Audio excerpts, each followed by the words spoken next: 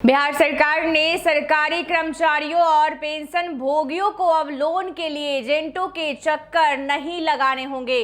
सरकार की ओर से इन्हें ऑन डिमांड वेतन या पेंशन अग्रिम योजना लागू की है। अब कर्मी अपनी आकस्मिक जरूरतों के लिए वेतन का 30 गुना तक लोन ले सकेंगे, जिसे चुकाने के लिए 5 साल 60 महीना का समय मिलेगा। ये पूरी प्रक्रिया 100% डिजिटल होगी और शून्य लागत मॉडल पर आधारित है, जिससे सरकार पर कोई वित्तीय बोझ नहीं पड़ेगा।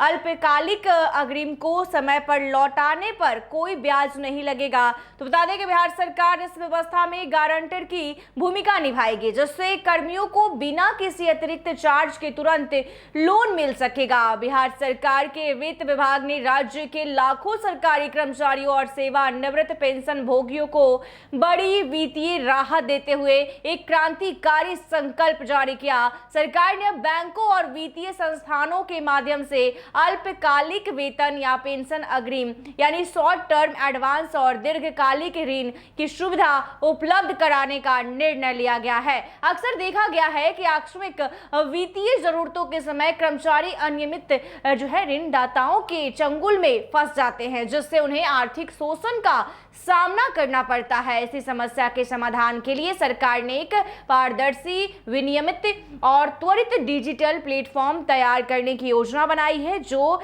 24/7 उपलब्ध रहेगी। इस नई व्यवस्था की सबसे बड़ी खूबी यह है कि राज्य सरकार पर इसका कोई वित्तीय बोझ नहीं पड़ेगा। यह पूरी तरह से शून्य लागत एवं शून्य दायित्व यानी zero cost and zero liability model पर काम करेगा। क्रेडिट जोखिम जैसे कि बकाया राशि की वसूली ना हो पाना पूरी तरह से संबंधित बैंकों की ओर से वहन किया जाएगा। बिहार सरकार इस पूरी प्रक्रिया में केवल एक गारंटर की भूमिका निभाएगी, जिससे सरकारी खजाने पर कोई आंच नहीं आएगी।